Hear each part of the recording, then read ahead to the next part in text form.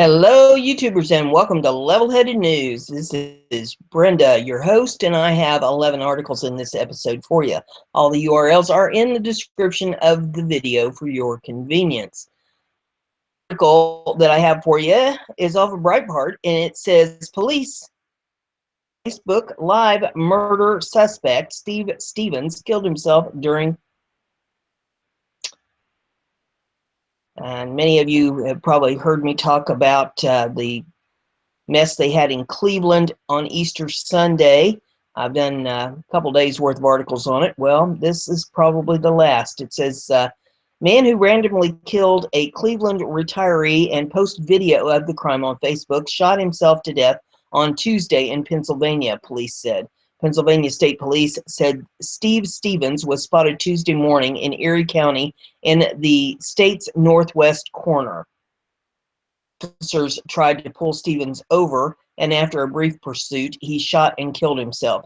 He was wanted on aggravated murder charge in the shooting death of 74-year-old man who was picking up aluminum cans on Sunday after spending Easter with his family. Stevens posted a video of himself killing Robert Godwin Sr., a former foundry worker, had 10 children. In it, he said, I just snapped. Try that again. Stevens, age 37, shared a recording on Sunday of himself announcing his plan to kill someone, and 2 minutes later posted another video of himself shooting and killing Godwin. A few minutes after that, he went live and confessed, the company said. The company disabled Stevens' account within 23 minutes of receiving the first report about the video of the fatal shooting and 2 hours after receiving any report. Facebook has since announced it was launching a review for reporting harmful content. Not speculate on what was behind the killing, but videos Stephen posted showed him talking about losing everything he had to gambling and trouble with his girlfriend. Stevens filed for bankruptcy 2 years ago despite holding down a job as a counselor, helping young people develop job skills and finding employment. The behavioral health agency where he worked said an extensive background check before he was hired turned up nothing worrisome. Video posted on Facebook, Stevens said that he gambled away everything and that he and his girlfriend had planned to marry but did not, without saying why. In the video of the shooting, Stevens told Godwin the name of his girlfriend and said, she's the reason this is about to happen to you. He seemed to recognize the name. The woman Stevens spoke of, Joy Lane, said in a text message to CBS that we had been in a relationship for several years. I'm sorry that all of this has happened. Investigators said that Godwin was the only victim so far linked to Stevens, despite his claim on Facebook that he killed over a dozen people. Officers searched dozens of places around Cleveland without finding Stevens or any other victims before expanding the manhunt. Detectives spoke with the suspect on Sunday by cell phone and tried to persuade him to surrender, police said. Within a day, authorities expanded the search nationwide and offered $50,000 reward for information, leading to his capture and prosecution. Law enforcement officials said on Monday that was last tracked Sunday afternoon in Erie, Pennsylvania, about 100 miles east of Cleveland. Article is off of Keep and Bear Arms. It says, World War II veteran fatally shot down by police in front of his wife. This is another one that's in tiny print, so let's see if I can blow this up a little bit bigger here. Well,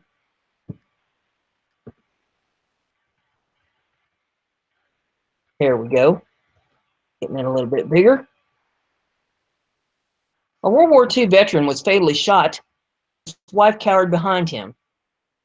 Now the widow is suing the California deputies for excessive force and the death of her husband during a welfare check. Haru, who is 90 years old, and her husband, Craig, 86, were at home when they heard noises outside and believed intruders were trying to break in. Craig then went and got his .38 caliber revolver, too, and then positioned himself in front of his wife to protect her.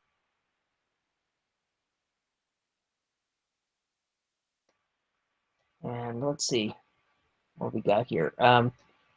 Says Fox News reports the lawsuit filed Monday claimed that Santa Clara deputies used excessive force and violated due process when they performed a welfare check at Eugene Craig's home on September 12th of 2016. Despite a neighbor offering to help officers get in contact with the elderly couple, the lawsuit alleges that deputies forced their way into the house. They shot Craig multiple times as his wife cowered behind him. Officials from Santa Clara County Sheriff's Office said after the shooting, deputies spent nearly an hour calling the couple before breaking down a side door, according to Mercury News. Craig ignored the deputies when they asked him to drop his gun, officials claimed. The family said the shooting was excessive and unreasonable because the couple wasn't a threat to the officers. The complaint said Haru heard from emotional stress watching her husband die in front of her. She also had to deal with funeral and burial expenses because of the incident. She seeks damages for his wrongful death, including compensation for the expenses and financial support that incurred. The department is not commenting at this time. This is absolutely horrible. Craig survived World War II only to be shot down in his own home in front of his wife. He was simply trying to protect her and his home. Bless his heart. The next article is off of BizPack Review. It says, watch what happens when cops unmask the coward protesters in Alabama. It's a lot easier to be a thug with your face covered, as Antifa thugs found out on Tuesday. Antifa are anti-fascist members that showed up at Alabama's Auburn University to protest. Guest speaker Richard Spencer found out that they were going to have to show their faces if they wanted to get near the event. Video on social media captured police having to explain to one of the thugs, like a petulant child, that they had to take their masks off. And there's video of this. It says, but even without masks, Antifa did what they are known for. They created violence and chaos, and apparently they were shut down. And there's lots of tweets and pictures and stuff in this if you want to take a look at those. The next one we have is off of Liberty Headlines. It says, report out at Fox News. Actually, I have a couple articles here about Bill. It says, New York Magazine reports that Rupert Murdoch has decided to terminate the network's most popular host in the wake of a recent wave of sexual harassment allegations, and that one decision will be announced before he returns from vacation next week. Rupert reportedly made this decision after being pressured by his two sons, Lachlan and James, according to sources. Fox News did not respond to a request for comment. O'Reilly, who recently signed a multi-year contract worth over $20 million a year, was halfway around the world on Wednesday, meeting Pope Francis in Vatican City. The popular host was in St. Peter's Square on Wednesday morning for Pope Francis's weekly address, and afterwards stood in a VIP line to shake hands with the Holy Leader. Likely had no idea whose hand he was shaking. However, as the pontiff has said in interviews, that he does not watch television. Executives at Fox News are reportedly discussing the best way to sever ties with O'Reilly ahead of a 21st Century Fox board meeting on Thursday, during which O'Reilly is expected to be the primary talking point. Fox News staffer reportedly felt that O'Reilly would be staying on last week, but Rupert is said to have had a change of heart after speaking with his two sons. James had wanted O'Reilly out from the start, while Lachlan was on the fence. Lachlan then reportedly changed his mind on the matter when his wife convinced him that O'Reilly had to go. Eric Bolling, Dana Perino, and Tucker Carlson are reportedly in talks to replace O'Reilly, with Fox News hoping to debut their new host on this Monday. The next article that I have here is off of Hollywood Reporter. It says, new Bill O'Reilly accuser says he called her hot chocolate and leered. Another woman is telling Fox News her story of harassment at the hands of O'Reilly, according to attorney Lisa Bloom. And again, they put it in little tiny type. So us old folks have a hard time reading it. So we'll blow it up a little bit bigger here. It says, Bill O'Reilly used to leer at African-American Fox News clerical worker and called her hot chocolate, according to attorney Lisa Bloom, who helped the woman report the harassment to the network's hotline. The woman worked for a different broadcaster in 2008 while this was going on, but the O'Reilly Factor host office near her desk, the attorney claims. He would never talk to her, not even hello, except to grunt at her like a wild boar, Bloom tells The Hollywood Reporter. He would leer at her. He would always do this when no one else was around and she was scared. Bloom says she spoke with 3 witnesses who knew the woman at the time and confirmed she was upset and stressed at the end of each workday. She's not asking for any money, says Bloom. She just wants them to know her story. At the time, Bloom says the woman valued her job too much to risk speaking up. She was afraid if she told him to knock it off, she'd get fired, Bloom says. Now that she's aware this is all in the news, she's decided to phone in a complaint to Fox News hotline. An attorney for Bill O'Reilly, Mark E. Kazowitz, responded with a statement to CNN that reads, "It is outrageous that an allegation from an anonymous person about something that purportedly happened a decade ago is being treated as fact, especially when there is an obvious orchestrated campaign by activists and lawyers to destroy Mr. O'Reilly and enrich themselves through publicity-driven donations." Kazowitz, who is a longtime attorney for Donald Trump, did not respond to a request for comment from THR. Bloom is also representing radio personality Wendy Walsh, who says she was forced out of the network after refusing O'Reilly's advances. An April 1st New York Times story revealed explosive allegations against O'Reilly, including that during his tenure at the network, at least 5 women have been paid off to keep silent about harassment. In the story, Fox said in a statement that no current or former Fox News employee ever took advantage of the 21st Century Fox hotline to raise concern about Bill O'Reilly. So far, at least this woman and Walsh have taken advantage of the line, and soon another woman is also expected to call and report harassment by the anchor, according to Bloom. The allegations against O'Reilly follow a flurry of litigation and press involving women who say they were harassed and or retaliated against by ousted CEO Roger Ailes. Gretchen Carlson was the first to sue last summer, and several other women have filed litigation since. Ailes was terminated shortly after Megyn Kelly spoke with Fox investigators about her experience, which she derails in her book. Earlier this month, Bloom sent a letter to New York State Division of Human Rights asking it to intervene at Fox News and calling the network a cesspool of sexual harassment, intimidation, and retaliation. O'Reilly said on his April 11th show that he was taking a pre-planned vacation until April the 24th.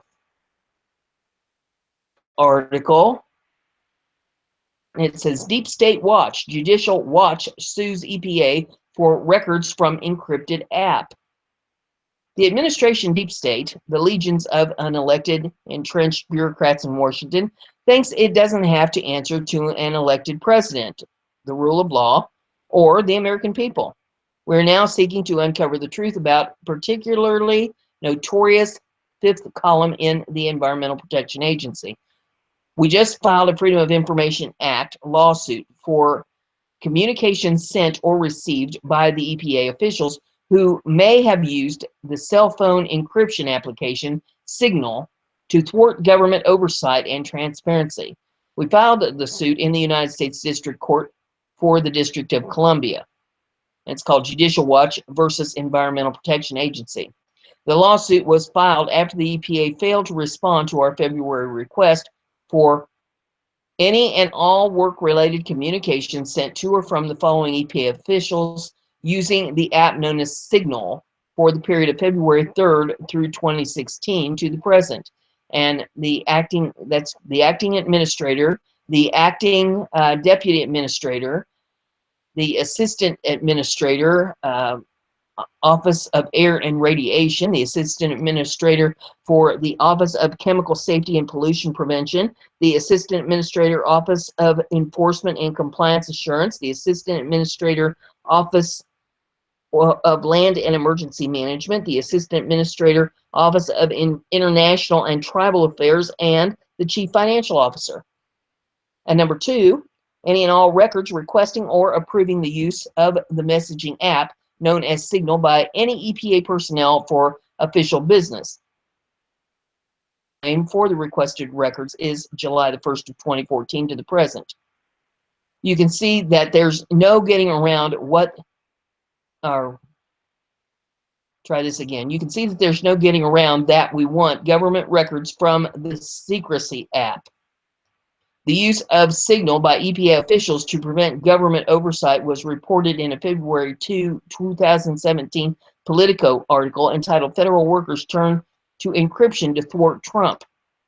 According to the article, whether inside the Environmental Protection Agency, within the Foreign Service, on the edge of the Labor Department, or beyond, employees are using new technology to organize letters, talk strategy, or contact media outlets and other groups to express their dissent.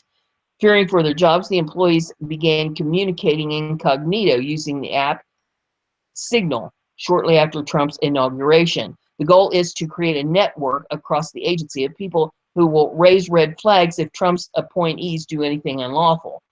This lawsuit could expose how the anti-Trump deep state embedded in EPA is working to undermine the rule of law. Let's hope Trump's administration enforces FOIA and turns over these records. Given EPA's checkered history on records retention and transparency, it is disturbing to see reports that career civil servants and appointed officials may now be attempting to use high-tech blocking devices to circumvent the Federal Records Act and Freedom of Information Act altogether. Signal has long been touted within the high-tech community as an encryption device, particularly effective for blocking government access to smartphone messaging. In 2015, article titled "Signal Keeps Your iPhone Calls and Text Safe from Government Oversight," TechCrunch.com advised, "Don't want someone else handling your text messages, pictures, videos, or phone conversations over to the government? There's an app for that."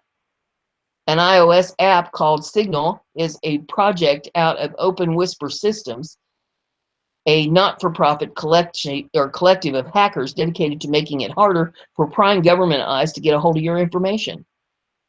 The use of private encryption software such as Signal by federal officials and employees not only make it difficult for their work to be overseen, it also makes it impossible for federal agencies to fulfill their record-keeping and transparency obligations under the Federal Records and Freedom of Information Acts.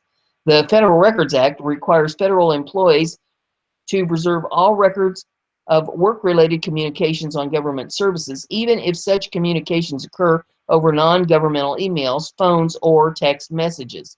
The records must be forwarded onto the agency for preservation and archiving, and the records are subject to release under the Freedom of Information Act unless specifically exempted. The Environmental Protection Agency has a history of employees failing to preserve records and using private emails to conduct agency business or conducting official business through non-official communication channels. According to a September 20, 2016 report put out by the Energy and Environmental Legal Institute, which was based upon emails obtained under FOIA, moving select correspondence about EPA-related business to non-official email accounts was understood, deliberate, and widespread practice in the Obama EPA.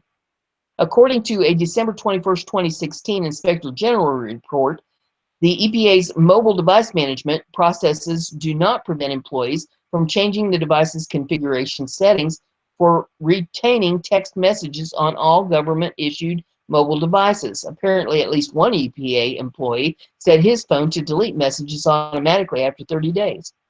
Although excluded from the body of the IG report, the Inspector General reportedly told the chairman of the House Committee on Science, Space, and Technology, Lamar Smith, who requested the IG investigation, that EPA officials archived only 86 text messages out of 3.1 million messages sent and received by agency employees in 2015. Chairman Smith originally requested the IG report in November of 2014 after it was revealed that high-ranking EPA officials, including then EPA Administrator Gina McCarthy, may have deleted text to hide official business. The tech publication Wired covered the new challenges to transparency well.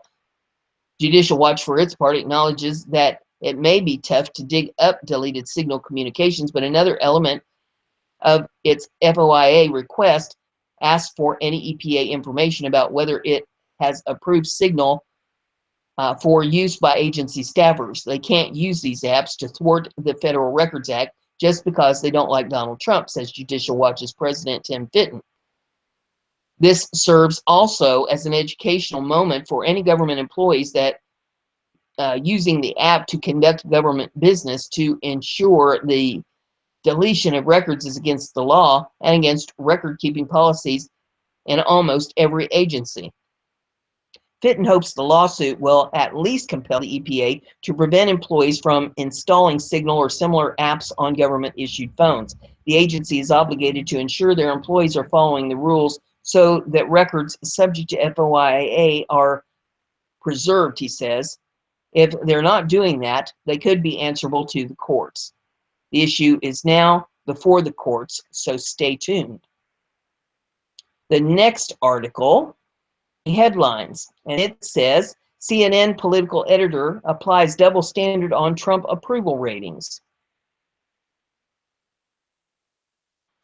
According to a Rasmussen poll released yesterday, 50% of Americans who are likely to vote approved of President Donald Trump. CNN editor-at-large Chris Cillizza says there are reasons to be skeptical about Rasmussen's findings, but as a top political writer for the Washington Post, where he toiled until earlier this month, there is no evidence Cillizza was ever curious enough to question whether Barack Obama's job approval ratings were accurate. Yesterday, Cillizza attempted to debunk Rasmussen's results about Trump.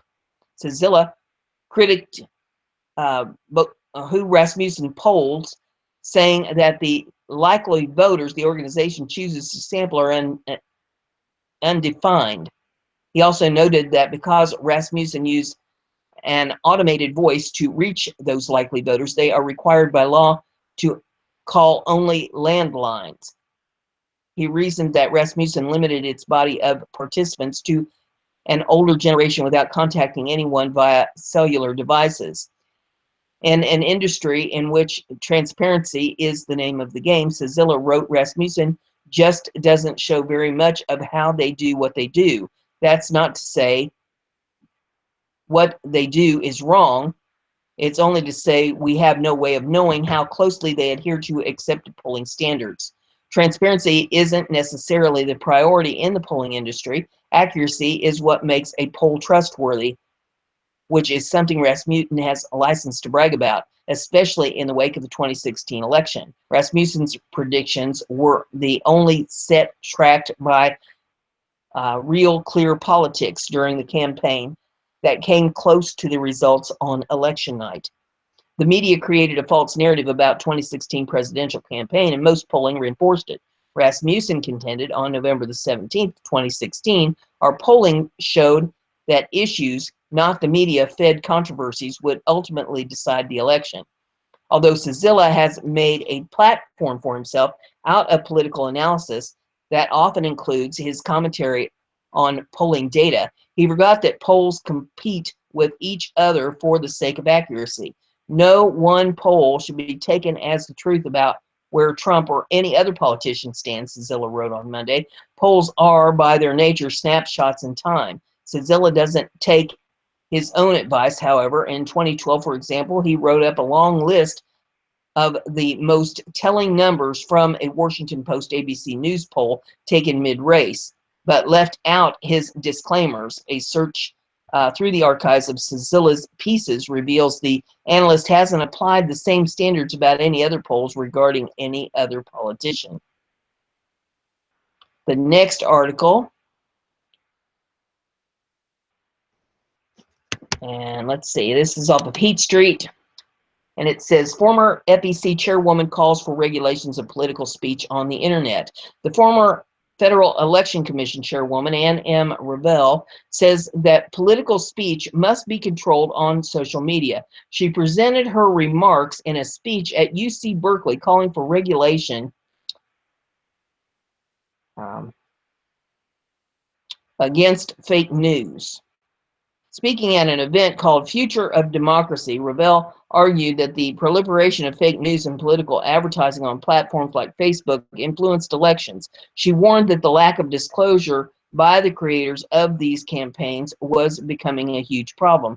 We know that there's a lot of campaigning that's moved to the internet, whether it's through fake news or just outright advertisement, and there is almost no regulation of this, very little, she said. And so that the disclosure that we expect as to who is behind campaigns is not going to exist soon.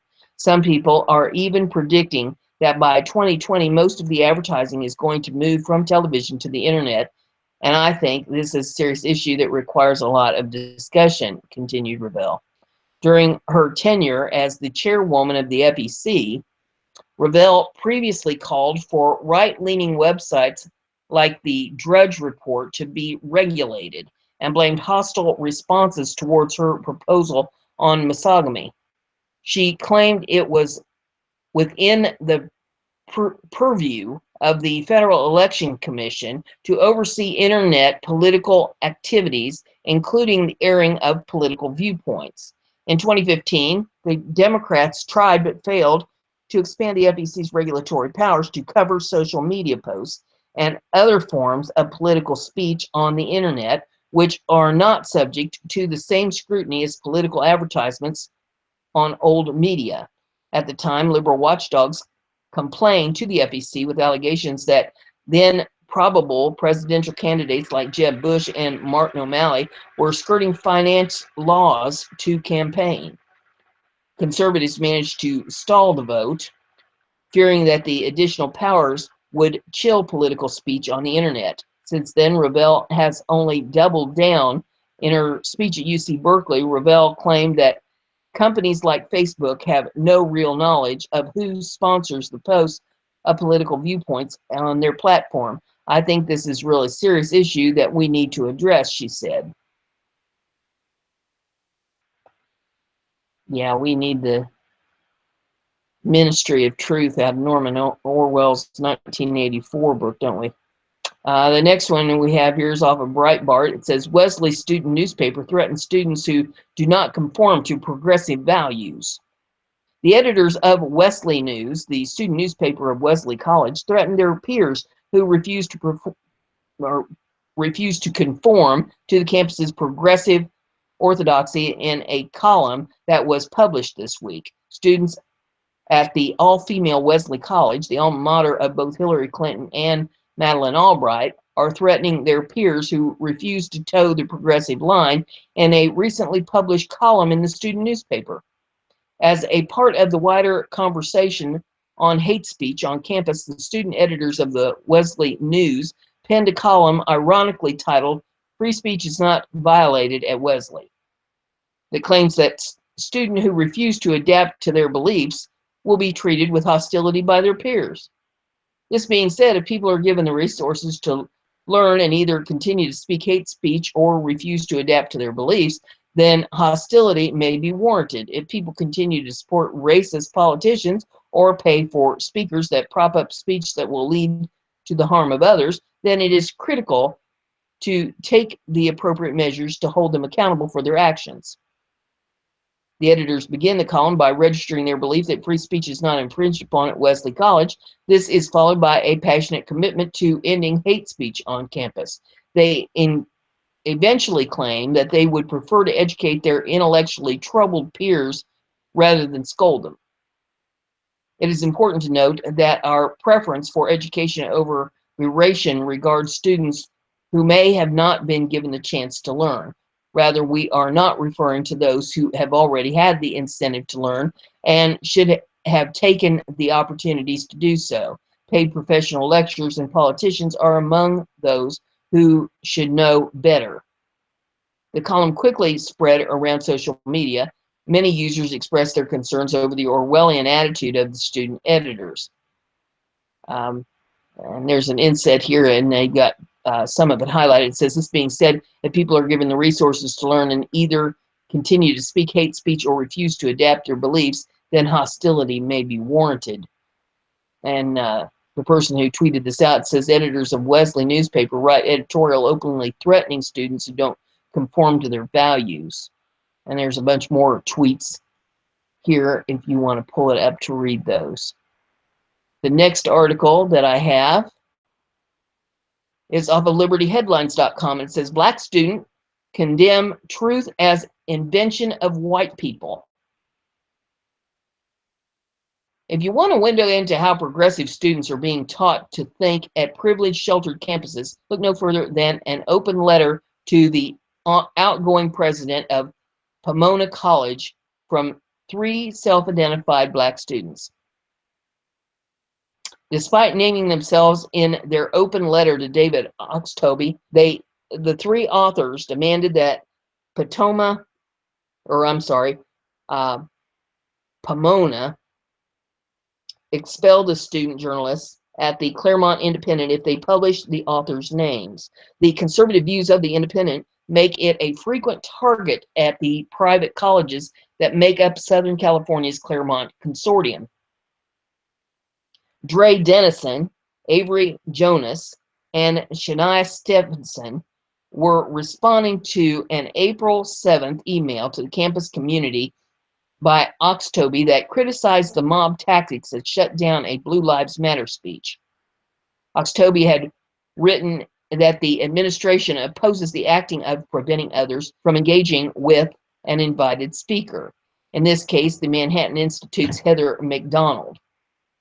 Dennison, Jonas, and Stevenson mocked Oxtoby for his unnuanced views, that there is such a thing as truth, which is simply a tool of white supremacy and is aimed at silencing oppressed peoples. This construction is a myth, and white supremacy, imperialism, colonization, capitalism, and the United States of America are all its progeny. The idea that the truth is an entity for which we must search in matters that endanger our abilities to exist in open spaces is an attempt to silence oppressed peoples. The idea that we must subject ourselves routinely to the hate speech of fascists who want for us not to exist plays on the same Eurocentric constructs that believed black people to be impervious to pain and apathetic to the brutal and violent conditions of white supremacy. The next article is off BizPac Review, and it says FBI used tabloid golden shower dossier to obtain FISA warrants on Trump and associates, CNN reports. It was too hinky for legitimate news outlets, but it was good enough for the Obama administration. The unsubstantiated dossier on Trump that intelligence veterans described as a complete fraud was used to obtain FISA warrants in the Trump-Russian investigation, CNN reported. And there is a clip in here by CNN if you want to view it. It says the document was reportedly the brainchild of former British MI6 official Christopher Steele, who is a current co-worker of Orbis Business Intelligence Ltd, a London-based opposition research firm. The 35-page dossier, which purported to show links between then-candidate Trump and Russian officials, as well as his alleged sexual oddities, was published in part by BuzzFeed News, but by no other news outlets. But that didn't stop the Obama administration from using it to secure a FISA warrant against former Trump advisor Carter Page, CNN reported. The FBI last year used a dossier of allegations of Russian ties to Donald Trump's campaign as part of the justification to win approval to secretly monitor a Trump associate, according to U.S. officials briefed on the investigation. The dossier has also been cited by FBI Director James Comey in some of his briefings to members of Congress in recent weeks as one of the sources of information the Bureau has used to bolster its investigation, according to U.S. officials briefed on the probe. This includes approval from the secret court that oversees the Foreign Intelligence Surveillance Act, or FISA, to monitor the communications of Carter Page. Two of the officials said last year Page was identified by the Trump campaign as an advisor on national security. Voice of America's White House Bureau Chief Steve Herman reported. He put out a tweet saying FBI used dossier allegations to bolster real Donald Trump, hashtag Russia investigation, reports CNN Politics. Witch hunt, you betcha. And folks on the media didn't hold back. There's a lot of tweets about it here. Grab one at random. It says the New York slime still covering up for Obama. Another one says it's almost as if Trump was right the entire time and Obama belongs in jail. Wonder why he left the country. One person wanted to know what will come of this new information, and this one tweets out and says, "Is this all? Or this is all sorts of wrong. Some people need to be prosecuted for this." Yeah, but will anyone be prosecuted? Doubtful. And they call John Gotti the Teflon Don. And that's all I have for you this morning. If you like what I'm doing here, give it a thumbs up. Share it on your social media so everybody gets to hear the news. And don't forget to subscribe, and that way you'll stay informed. Have a great day.